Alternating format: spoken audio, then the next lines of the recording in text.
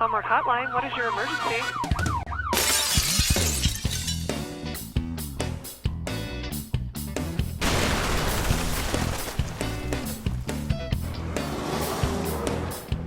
Hello, hope you're doing well. We're having a great day here at Homework Hotline, and we are ready to help you with your homework. Yeah, we can help you with science or math. I'm Sam, and I'm the science person. And I'm one of the instructors who can help you with math. I'm Nathan. Becca can also help with math. We're live here every Tuesday and Wednesday from 4:30 to 5:30 p.m. So call us here at 720-424-1666. Number's right up there. We're pretty fun to talk to, I have to say, and when you call, we can dive deeper into the issue that you're having with the problem. Yeah, so there's lots of different ways to watch our show. For live broadcasts, you can tune into Comcast, Channel 22, or Prism TV, Channel 8007. If television is too old school for you, catch us on the internet at livestream.com, and you search for DPS TV, Facebook, where you would search for EG Homework, and you can also watch past episodes at YouTube at Denver DPS TV. And each week we like to have a science demonstration. This week is no exception. So I hear it'll be rather moving, like the videos that show dogs reunited with their owners after a long time. I don't know if that's quite the definition of moving, and it probably won't make you cry. But to find out which type of moving we're talking about, you'll need to catch the demo in about a half an hour here. All right, and though we prefer you to call us, we understand that you also like using social media. So we have a social media person standing by over here. Hi. Yes, I am the social media person. My name is Jeff, and I'm an intern here at DPS TV. And I'm going to be taking your questions. You can send those in to me here via social media. And we also have a trivia question, and we're going to do that at the top of the show. We're going to give you the trivia question, and you can get in the answer, and you can win a prize. Okay? And it's a geography question today, so it's really exciting. So let's go right to the question. Which city is the only city in the world situated on 2 continents? All right? Which city is the only city in the world situated on 2 continents? That's our trivia question for today. Love it. I would win this one if I were at home right now. I would Guessing be it's calling in. I know it's... Not a So- city in Australia, right? Likely Don't not. tell them. Just a hint if you were Don't trying to tell them. narrow it down Also to what not continent. on the continent of Antarctica. Okay, good to That's know. Okay. Not a lot of More cities there. Anyways, narrowing it yeah. down. That's right. So Well, you only we've got narrowed it down now for you guys. 5 continents 5 to think possible. about now. All right. Maybe Well, Africa? so if you do think you have an answer to the question, or even if you just have a guess, feel free to call in. The number's right up there. Just give us a call before the end of the show, and you can win 2 symphony tickets to a symphony of your choice. So definitely give us a call. I'd also like to give you our other contact information. Jeff is our social media guru, but let's let you know how to get to us on social media. So you can reach us on Facebook or Twitter at EG Homework. You can reach us by texting us. We have the number there. It's 970-680-3771. Or you could email your questions to us at homework@emilygriffith.edu. So we will be here live until 5:30 today to help you answer your homework questions. So let us know. Until then, we're going to go back to Jeff and answer some of your questions that have already been sent in on social media. All right, let's take to the board over here, and let's see. I believe we have a geometry question here. Now, this is kind of an interesting question. It says, what is the measure of angle B in the following figure if angle A measures 135 degrees? And you can see right here, we got a little, I know it's kind of hard to see there, but a little diagram right there with angle B and A. So what is the measure of angle B in the following figure if angle A measures 135 degrees? Yeah, that sounds like one for me. This is something we're actually doing in geometry now. This is typically kind of at the beginning of semester 1, but we add some algebra in there. So let's see what we got here. We got a measure of the angle A, and we're calling this angle B. We said that we know angle A. So I'm going to write up here, angle A equals 135 degrees. And I'm looking for angle B. So that equals question mark. So the first thing that you should notice, and they actually give this to you on this figure, so it's kind of helpful. is that it says 180 degrees and 0 degrees. This isn't typically given. You should know, if I were to pull out, let me see if I can pull this away, if that's even possible. No, I don't think it is. So if you were to ignore this line right here, you would see that you end up just having this straight line going across. Let me just draw that separately really quick. If you were to measure this with a protractor, it's always going to be 180 degrees, or you'll also see it sometimes referred to as 0 degrees. But if you think about a circle has a total of 360 degrees. If I start here and went all the way around, well, this right here is going to be 360 degrees. So if you take a look at this line, you would know that half of that circle would end up being 180. So anytime you see that straight line, you should be thinking 180, especially if this is kind of what you're working on in geometry. So here's what we know. Look, if I know that this line down here that I'm highlighting in yellow is 180 degrees, what you should also notice is that we're kind of sharing this yellow line to create these other two angles. So kind of putting them together, they should combine to be 180 degrees. So when we look at this, we're really saying that angle A right here plus angle B is going to add up to 180 degrees. So we can set up an algebraic expression for that, or an algebraic equation. I really encourage my students to get in the habit of writing these equations, especially as you get started into this with the algebra and geometry. A lot of my students will be able to do this in their head, or they will be able to just say, oh, it's 180 minus 135, which is great, but it really is helpful to get the practice of writing equations that relate different pieces in a geometric figure, because as it gets harder, that's something you want to be doing like automatically and not thinking about too much. Otherwise, you tend to miss other key concepts and maybe you don't see other things in a figure. So I like to write this out as angle A, this is what I know, plus angle B, we just said has to add up to 180 degrees. So then we come back and we say, okay, what information did I have? Well, it was given to us that angle A is 135 degrees. We don't know angle B. So all I'm going to do is take this measurement and I'm going to replace it. Because we know these are the same, we can substitute. And I'm going to say 135 degrees plus angle B equals 180 degrees. And then from there, we're just going to solve algebraically. We're going to treat this angle B right here as a variable, because it is. So we're going to subtract 135 degrees from both sides. And these cancel out, and we end up with angle B equals 45 degrees. So again, think about the relationship that is given to you kind of in the figure, and then think about how you can write an equation to represent that relationship. That's really going to help you down the line when you're doing things that are more complicated, just getting fluid and really prepared with that strategy. Yeah, trust your math teachers. They're not just making you write the equations just to be mean. Sometimes. They just know what's coming. They just know what's coming next, and that being in the habit of that is going to be very helpful. Yeah. So I agree with that one.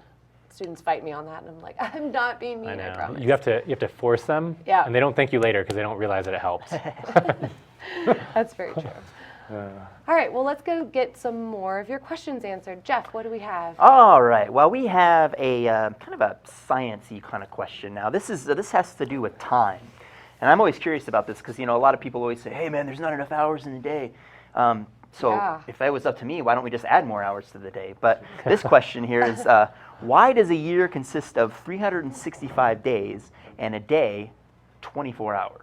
Yeah, let's add more hours and more days. Why is that like Then this? they would just, you're welcome to do make that. the hours shorter.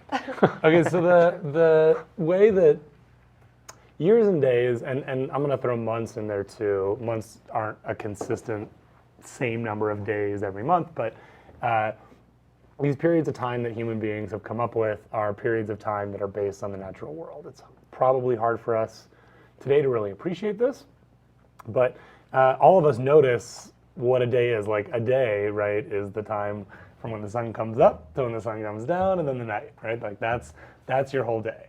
right there. And that effect, the fact that we get a certain period of light and then a certain period of darkness each day, is really just the effect of the Earth's rotation. So most of you guys will know from physical science or maybe astronomy that the Earth rotates. And the Earth rotates at the rate of about one rotation per 24 hours. Now that's not exactly perfect, but it's pretty close. And we fudge it essentially to make it close. So another way to think about this would be if you imagine, it's noon. That would be the time. Let's say it's noon in Colorado, and you're standing outside. Actually, better. Let's say it's noon on the equator. You're standing outside. You are as close as possible to the sun at that moment. As the Earth is facing the sun, it will take exactly 24 hours for the Earth to rotate right back to the same position, so that you are again as close to the sun, as near to facing the sun as possible. So a day is 24 hours because that's how long it takes the Earth to rotate. If we jump to my screen, this is just a sort of simple animation that shows the Earth orbiting the sun. So a year is based on the time that it takes the Earth to orbit the sun, which is roughly 365.25 days. It takes about what we think of as a whole year, right? 365 days. But then it takes about a quarter of a day more for the full rotation. And so the way that we fix that is that we add once every 4 years, since we're adding a quarter of a day each year, we add a day to the calendar so that our calendar doesn't get off. So February 29th is a day that we add just once every 4 years, right, on what we call a leap year, right? And again, that's just to account for that little bit of extra time that it takes the Earth to orbit the sun. Just another thing that I thought, that I'd show is this animation. So this animation is this is really simplified. None of these are really, perfectly scientific, but what this does is just give you that kind of sense that, okay, sure, so the Earth is orbiting the sun, but then also you can see the moon orbiting the Earth. And the word month actually comes from the word for moon. So that's why they kind of sound similarly, month and moon. And oftentimes this is true if you learn other languages too. So like if you go, I spent some time in Taiwan, and I don't speak or write Chinese very well, but I learned some things, and the symbol for day in Chinese is the same as the symbol for the sun. The symbol for month in Chinese is the same as the symbol for the moon. So it takes the moon roughly a month's time, so roughly 30 days, right, for the moon to actually orbit the Earth. This is not a perfect amount of time. The cycle is not always the same. And there was a time when our calendar that we use actually only had 10 months in it. If you pay close attention to the months themselves, you'll notice that a lot of the months have sort of number clues hidden in them, like September should be the 7th month, October should be the 8th month, November should be the 9th month, and December should be the 10th month. But you also probably know that September is actually the 9th month, October is actually the 10th. It doesn't work out quite that way, and that's because July and August were added later in time to pay tribute to Julius Caesar and Augustus Caesar, because they were powerful guys and they figured they needed a month named after themselves. So I guess what I'm trying to say there is, right, so like as we've gone through time, we sort of adjusted this idea of what a month is, and it might seem kind of arbitrary, but all of this stuff is based on, in olden times, people really needing to know this kind of stuff, mainly for agriculture, mainly for thinking about growing crops, planting crops, harvesting crops, that kind of a thing. It was helpful to pay attention to these cycles. I think the last thing I just wanted to show was there are some really fantastic animations and interactive websites that you can find that sort of allow you to model these things. So this is kind of a cool one that I found. I just typed into Google Earth orbiting interactive and found this. So I don't really even know the website, but this is sort of a simple thing. You can sort of see what it's like as you rotate the Earth around the sun. And what's nice about this Animation is that it shows how the light from the sun hits the Earth, which is another interesting thing to think about. You can move your person here to different parts of the Earth, and so you can see that, like, in the summer, where are we? Let's put us in July. Let's say it's July, right? And we're at about the latitude of Colorado right there. We're getting pretty direct sunlight, and that's why it's so warm in the summer here. But then, let's stay at the latitude of Colorado and let's go to December. And you can see that, we're not up here in Colorado getting the direct light. The direct light from the sun is hitting South America and the southern hemisphere at that point. And that's why, of course, we have winter temperatures. So anyways, just if you want to do a little bit more in terms of visualizing this, imagining this, these interactives are so fantastic, and there's a million of them online. So anyways, but yeah, that's the answer to the question.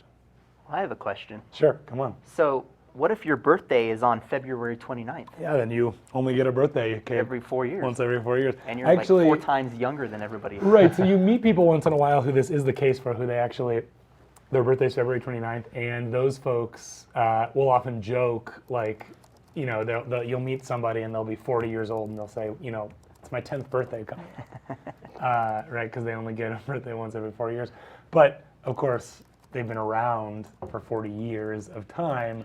That actual day comes up. So I would say, if you have a kid on February 29th, maybe just budget and Say the call it 28th. March 1st. I mean, you save 75% on presents. And Yeah, That's true. true. Ideally, you would. For the frugal parent, you really Yeah. want to be thinking about you got to time that. Plan that, conception about yes. 9 months before Plenty of February, time. and make sure you do it in a leap year. or when it leap teaches year's kids coming up. discipline too. You got to wait for things to happen. That's And then exactly if you can, right. If you I can just wonder- convince them Christmas is on December 32nd, Well, and that their birthday is every 4 years, it'd be amazing.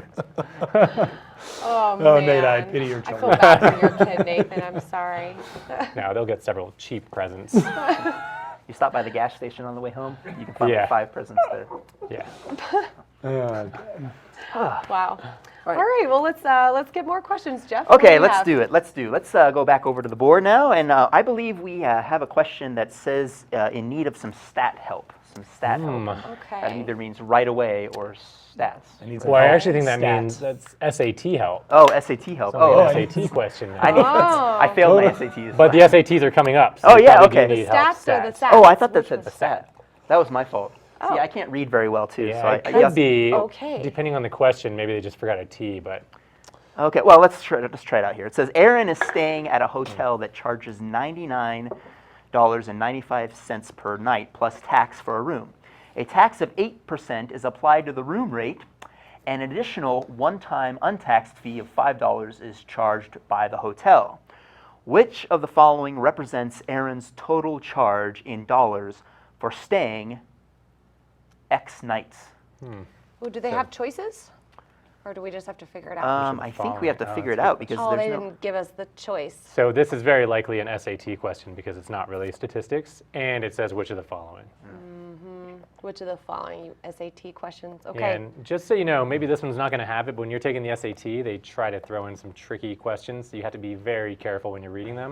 That's true. And they'll throw in choices that confuse yeah, you. Oh. Those SAT people, they're tricky. they're tricky. All right, so I've got the problem up on my screen, and one of the things, I don't know if you'll be taking, is SAT taken on a computer? Never? I thought it was, but I don't think it's adaptive, so I think it depends on the school, whether they can take it. Can still take it in paper, but I think that that's Right. true that in some places it's being offered on But computer. I like it Yeah. in paper so much Come a better. long way since then. Well, I know think that there's budget we switched, or- the district switched. We used to be an ACT district, and now we're an SAT district. Right. Right. And I know that when we take it this year, we're taking it paper in the school. Oh, okay. Okay. Okay. I Well, think it's just easier to administer to Yeah. a lot of students at I once. think you have to go to a testing site otherwise. Anyways, so Sorry. part of the reason why I asked Teacher that, talk. and the reason I asked is just because of one of the strategies that I find very useful for word problems is highlighting and underlining, those kinds of things.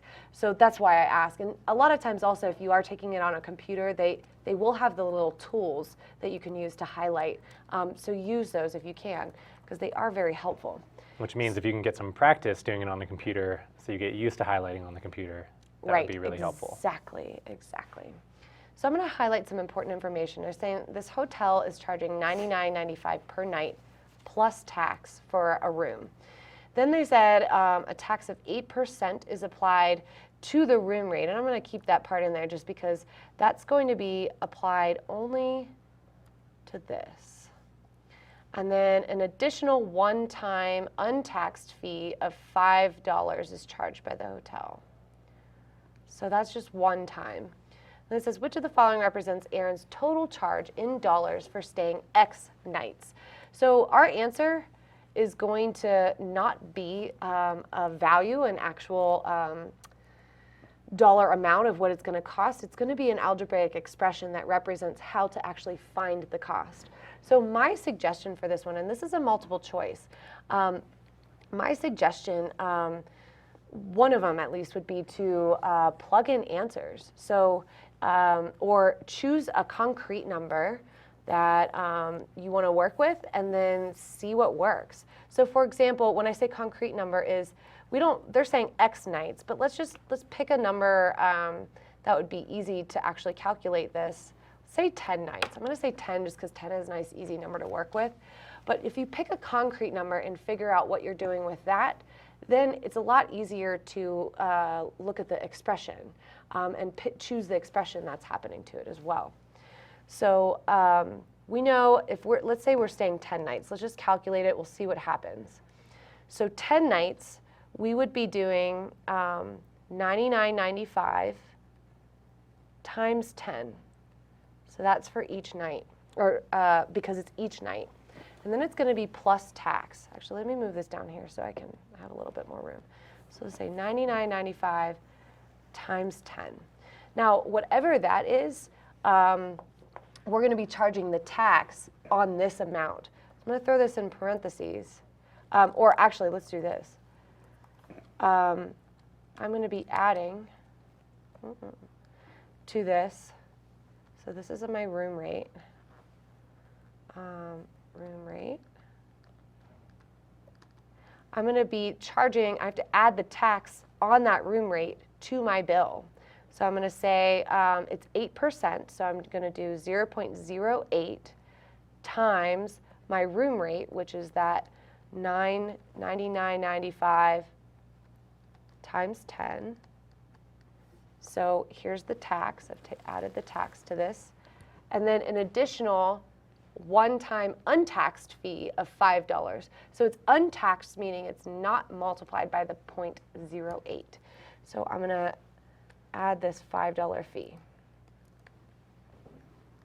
And then that's going to give me the amount of money, or the amount of money that this is going to cost. Now, I don't even need to calculate that. That's not really the point of this.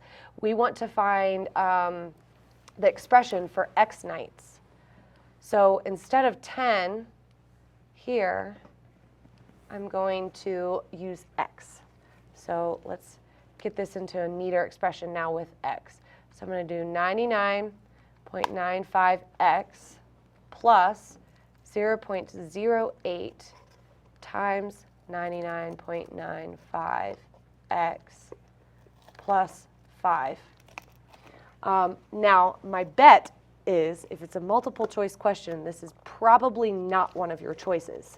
So what you'd have to do at this point, now again, I don't see the choices, so it's kind of difficult for me to say, but what you would have to do at this point is play around with the expression, use some of the algebraic rules that you know, like combining like terms, simplifying, things like that, to rewrite the expression a little bit to see if one of your choices match it. My guess is what they probably will do is multiply these two together. So we do 0.08 times the 99.95, and they get, so where's my pen here? Oh, there we go. Okay, lost it. Let's do this in black. So we have the 99.95x plus, and then when I multiply those two together, I get this. I get 7.996x plus 5. And then I bet, this is just a guess, that they combine the like terms there. just adding the two terms that have x on it and got 107.946x plus 5. My guess is that's the expression in the answer choices that they have there. Any one of these expressions, though, would be correct if they had them there, but my guess is this one. Do you remember, I took the SAT so long ago, but did we have calculators? Yeah. Okay.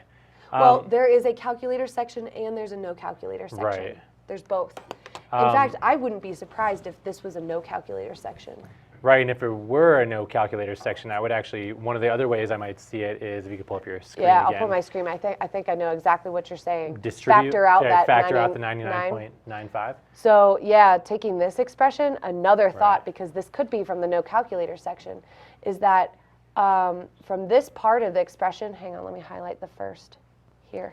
This part of the expression, there's a common factor, Yep. and that is 99.95x. So I would guess they did this, 99.95x times, and then if I factor that out of this term, I just get a 1. And then if I factor it out of this term, I get 0.08. Which they may leave like that, That's or 5. they may have 1.08. They could. Right. They could leave it like this, or exactly what Nathan said is 99.95x, and then times 1.08, actually combining those terms, Right. plus 5. Or it could be 5 plus that. There's a bunch Right. of different ways you can write it. Bunch of different ways. But what I'd say is look at the answer choices and decide which, what's the closest, and just kind of play around with your expression. That's what I would say first. I actually, the SAT is a unique test. A lot of the things your teacher may tell you to do or not to do on a test, like in their class, may be much different than the SAT. If I'm giving students a multiple choice test, what I will often do is tell them, don't look at the answers until you've tried to figure it out. But I also give them more time. And so Right. the SAT, you're always on a time crunch. So like Becca said, a good strategy is glance at the answers, look at kind of the general form, what they look like. And as you're working through the problem, you can be thinking about, I need my answer to look like that at some point. So like Becca had said, maybe if it's a calculator section, you're going to be doing that calculation. Yeah. Otherwise, if you do see things, in parentheses and, factored out, then you should be thinking about that as you work through the problem. Yes. I also just thought of another strategy as well. If you go back to my screen really quick. Sorry, this is a great test taking strategy. Okay, so see how we did this with the number 10? What we could do is figure out what this hotel room is going to cost for 10 nights. Okay? Right. I could actually calculate that. Then I could go to my answer choices, replace my variable x with 10, and see which one of those expressions is going to give me the same exact cost. Because we Right. know what it's supposed to cost once we calculate that. So there's another strategy you could use with this particular test. But again, the answer choices aren't here, so it's hard to show you exactly, but those are some thoughts for the question. And I would say with that strategy, if you like that strategy, because it's much easier to work with numbers than it is with variables. Regardless of how good you are at algebra, it's always easier to work with numbers. Concrete, it's not abstract. So if that's a strategy you want to try to employ, again, because the SAT is timed and you have, I don't know, probably 2 minutes per question on average, that's a strategy you should be using now and get really comfortable with it. So anyway. All right, stop talking about that now. hopefully that helped.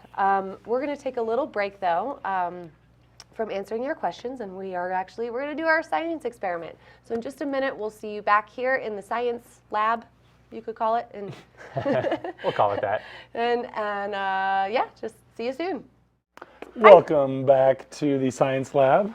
So we're going to be doing a fairly simple demo experiment today to look at the idea of tectonic plate motion. It's going to be trying to mimic that a little bit. Guys, That looks cool. it does look kind of cool, right? I'll explain what it is in just a second. Tectonic plates, right? They're the crusty things that move around on the surface of the Earth. Made of graham crackers. Made of graham crackers, as we know. Very called good. graham. What is below the graham cracker layer? Peanut butter. Right, the peanut butter layer. Of course. So the peanut butter layer in reality is called the mantle. And in case you're confused, we're referencing The last time I did an earth science experiment was a few weeks ago. That's where If you peanut wanna butter comes from. Right, if you want to go check it out, we use graham crackers and peanut butter to model tectonic plate boundaries, okay? But today we're going to think a little bit bigger. We want to sort of think about how the tectonic plates over the whole Earth move and sort of what that means for continent setup and formation. So the layer below, the peanut butter layer, I should say, is technically called the mantle. And it's a layer of semi-viscous rock, okay? So it's rock that's so heated and so under pressure that it flows. And it doesn't flow quite as quickly as corn syrup, which I have here, but we're going to use corn syrup to mimic the flow. So, and just to kind of see just how slowly corn syrup actually does flow, I put red food coloring in this corn syrup about 2 hours ago, and it's still clear down at the bottom here. And that's just, again, corn syrup flows very slowly, and that's going to sort of help us here. So kind of gross, but Becca, would you mind just making a layer of corn syrup on the bottom of that pan for us there? Just, you got to probably squeeze out the whole thing. All right, so while Becca's doing that, we want to think a little bit about the continents of the Earth. Here, I've got one right here. I've got, what continent is that, Nate? North America. Yeah, I here, you believe. take, let's label, you take that one. And maybe I'll just put out a couple of these here. And I guess what I'd like to ask you, and Becca, I know you're working over there, but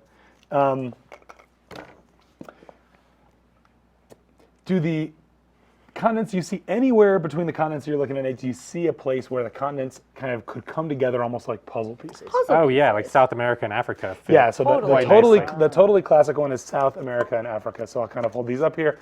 So here's South America, here's Africa, and you can see this very easily on a map if it's not very clear right here. But I can also try to hold it on a close-up camera here. Let's see if we can close up. Maybe you can put there we go. Okay, guys. So maybe you can see South America and Africa kind of fit into each other perfectly right there. And the boundaries of my little cardstock continents are not perfect. But if they were, you can see South America really fits nicely into that, what is that, the Cape of Africa, Horn of Africa area? Oh no, the Horn of Africa is over here, over the other side, never mind. But in any case. We're just all agreeing. Yeah, well, just say yes. But in any case, so if you look overall at the different continents, you start to see different areas where they could kind of match up almost like puzzle pieces. And sort of along those lines, I'm gonna just turn on our Earth here. So what we're gonna do here is mimic the Earth and its layers. The heat plate, the hot plate that I have down there below is going to be the core of the Earth, which because it's a ball of molten, well, it's a ball of actually solid nickel and iron. It's super hot, so it would be liquid on the surface of the Earth, but it's under so much pressure that it's actually a solid ball of metal. But it's super hot, and it is what is heating the mantle above it. Okay, and so it's heating it much in the way that this hot plate is heating the corn syrup in the pan. So we'll let that heat up for just a few minutes here. And while we do that, I just want to talk a little bit about convection. So the reason that the plates move as they do, and we're going to hopefully see that movement, is that there's something going on in the mantle called convection. Have you guys heard of this before? It's one of the ways that heat transfers. I have. What do you guys know about convection? Does that have to do with a fault line? Not way off? Not exactly. No. So convection is just the idea. It's how heat moves through like a liquid body, let's say. So for example, convection occurs in the water pot on your stove when you boil water. What about like a convection oven? Convection what I was oven is thinking of, definitely yeah. okay. So convection oven, same kind of So deal. it's kind of really just how it moves. Yeah. So we're gonna demo this really quickly. So what I have here is a little fire. So cute. So, well, actually, let's just take the fire away for 1 second. Fire. Let me put out the fire for just a minute. So, you guys are each going to be a cold water molecule, okay? There you go. water. Cold water molecule. Take it. Okay, so you guys are cold water molecules, okay? And when water molecules are cold and they're in like a container, so let's say we're going to put a pot on the stove, okay? And you guys are all in the pot. When water molecules are cold, they tend to sink low. Okay, so can you guys sink down to the bottom of the pot here? Maybe we'll call the bottom of the pot right here. All right. I don't know if you can get yours in front there, Jeff. It's right in front of Becca's. Anyway, so cold water molecules, they're going to be sort of low. The coldest water molecules should be at the lowest point in our pan, okay? Okay. But I'm going to start a fire underneath you guys, and that's going to start warming you guys up. And Jeff's got the idea, but as you guys warm, you should rise. And you should rise and rise and rise. And as you rise, you're getting warmer and warmer. And here I'm going to change you guys out for red water molecules. Oh. Red now. Oh, thanks. Here, Jeff. You can be red too. Awesome. I like that. Okay, so now they're red water molecules, which represent the fact that these water molecules are hot. Let's say you get to the top. Now come up right about here. Let's say that's the top of the water. Okay, you guys have gotten as high as you can in terms of getting away from the heat at this point, But we're rising. far away from the heat. You're as far away. You're not quite as far away as the heat as you can get. And what's coming up below you guys? What's going to Cold be coming water. right behind you? Warmer water. Well, Warm yeah, water that's being other water it's- molecules that are Right. being warmed Yeah. up, right? And they're going to push you guys out of the way. And so you're going to get as far away from the heat as you can. So once you reach the surface of the water, you have nowhere left to move upward. Where can you move? To the the side. That's right. So you would Side. move out to the side. So let's just all move away from the center. Real? It's rocking both things. So, but no. Okay, so let's just stop right here. Okay, so the heated water molecules have moved away from the center of the pot to get as far from the heat as possible because they have more energy in them and they're rising. Okay, but now they're further from the heat source. So what happens to them? They're cooling cool. down. They're going to get colder. Okay, so switch out for Oh, blue water cold molecules. again. So as you guys are all the way up at the edges of the Well- pot, you get cold again, and what happens? We start sinking. Yes, you sink again. You would actually sink right back to the center, and then you would repeat the process, heat up again. Boop, boop, boop, boop, boop, getting warmer. swap it out. I'm hot now. Okay, so maybe my little molecule demonstration is getting a little bit messy, but generally We should speaking, have just worn costumes. that you know what I was think. thinking about doing was having you. Actually, what I should have done is made you guys little flip molecules where you could have been like warm for a flip over. second and then cold for another second. I see. That's what I should have done. Was a warm cold flip, but This might be a kind Next of a time. dumb Next time, question. now you but know. Is that when water boils? Yeah. Is that what happens? It like yeah, goes Why it rolls. like That's that. exactly right. So the reason that we have movement and these currents that are going on inside of the water is purely because you've got this convection current going. That's what it's called, is a convection current. Same thing is happening in a convection oven, but a convection oven, this is happening in air. So what I should say is that this happens in any fluid. Convection occurs in any fluid. So air being a fluid, water or other liquids being a fluid. So in a convection oven, right, you'd be heating from below, and you would get currents of air moving up and then to the side and down, up and then to the side and down and back to the center. And so that is really the kind of movement that we expect to get from convection. Cool. Is that kind of those kind of circular movements. So inside the Earth, the core of the Earth is heating the mantle, and there are convection currents moving throughout the mantle. So we'll come back to that in just a second.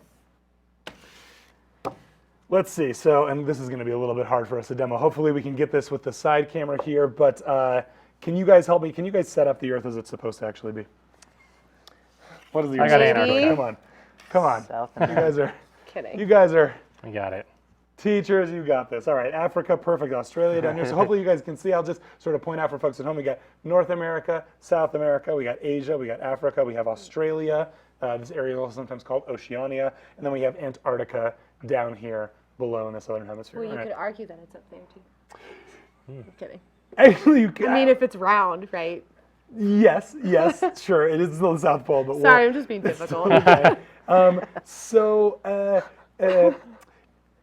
Given that we have convection currents in the mantle, guys, these continents are like plates that are sitting on top of the mantle.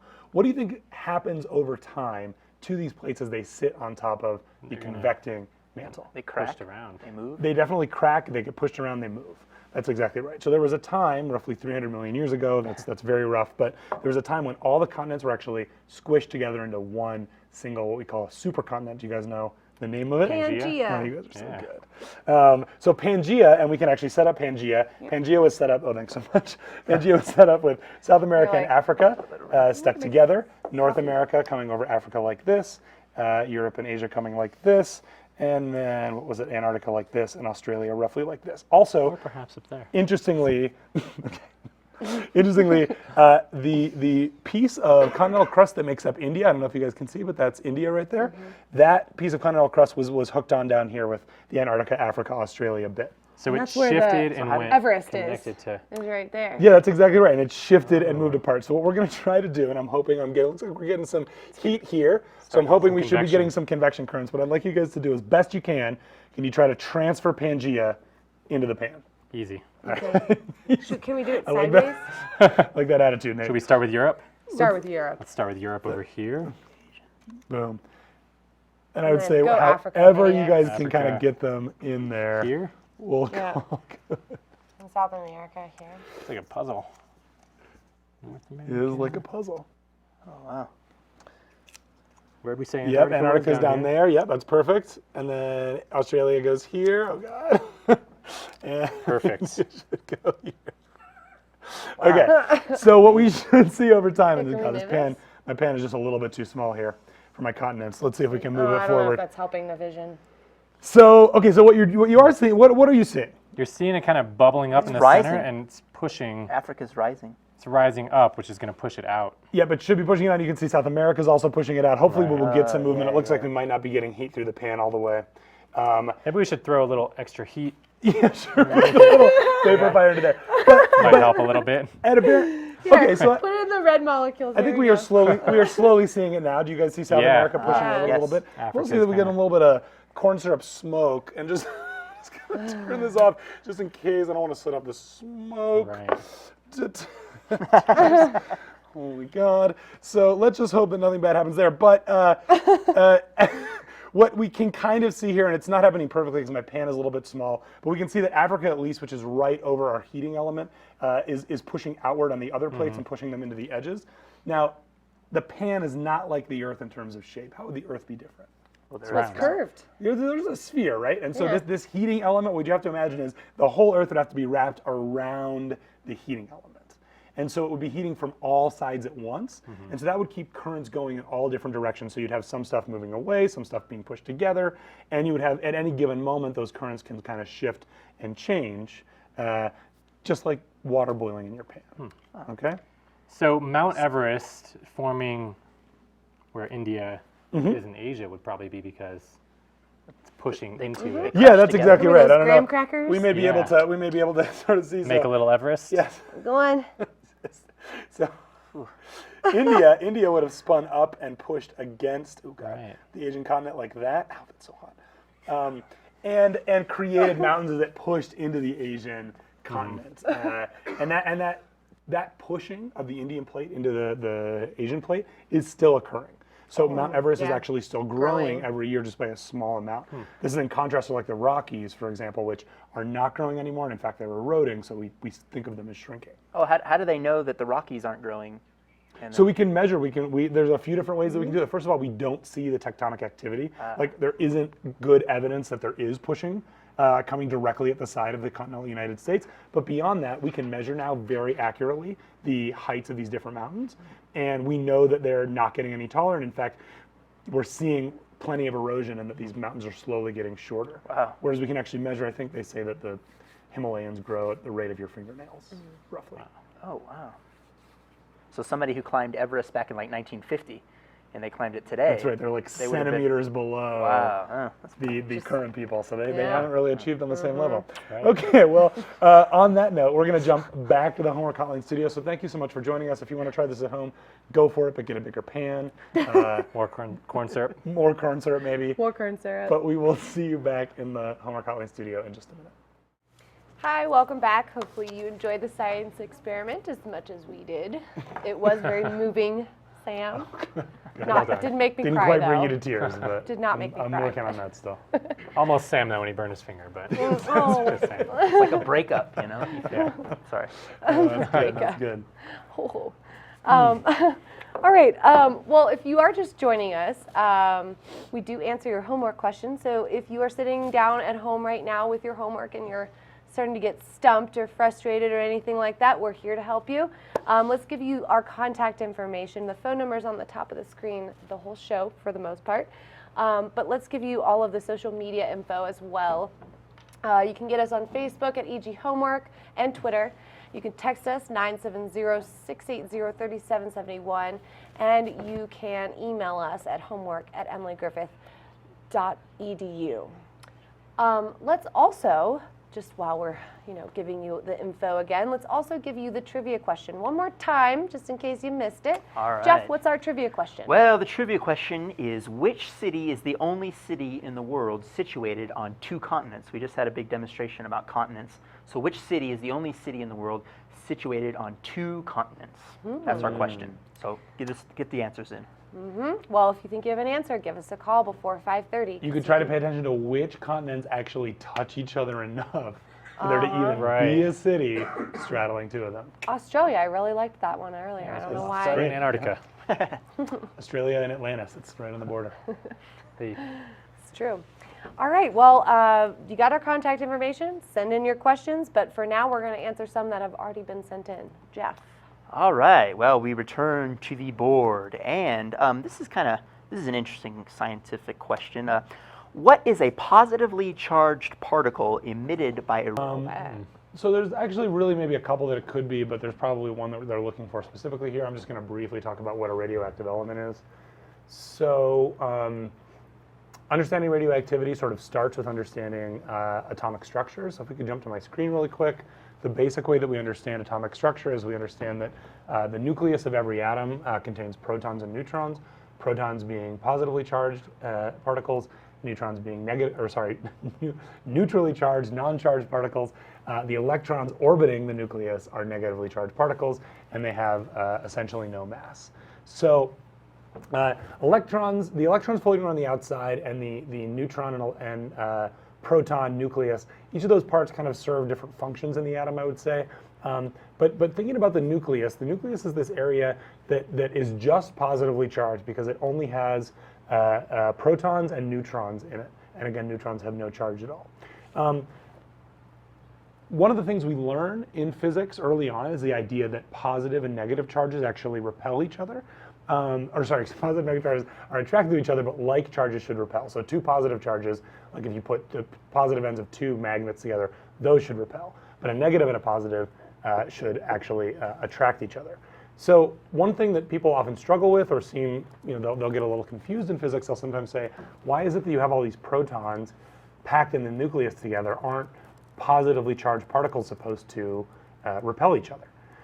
So the reason that protons are able to be nestled so closely together, and they really are super, super tightly packed, this diagram makes it look like everything's pretty close, that neutrons and electrons and protons are all pretty close to each other. But really, neutrons and protons are so tightly packed together in the center, and the distance between the nucleus and the outer electrons is very great. There's a huge amount of empty space between them.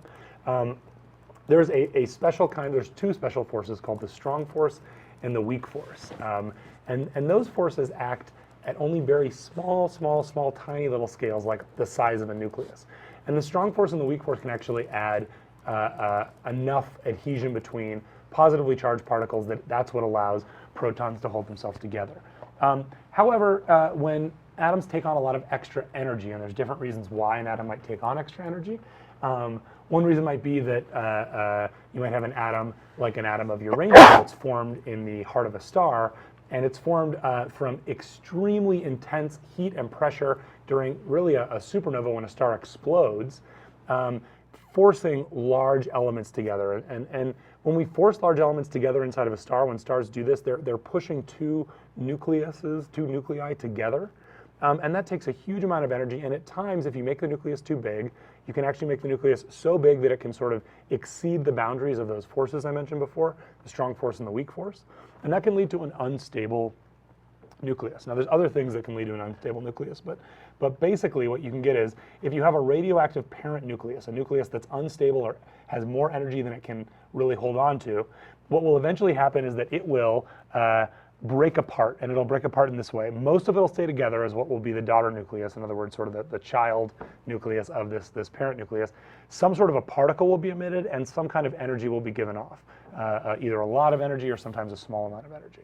So there are three major classes of radioactive particles that we talk about. There are alpha particles, beta particles, and gamma particles. Alpha particles is likely the answer to our question. Alpha particles are composed of two protons and two neutrons. Neutrons being neutral, protons being positive. You have a positively charged particle that's given off.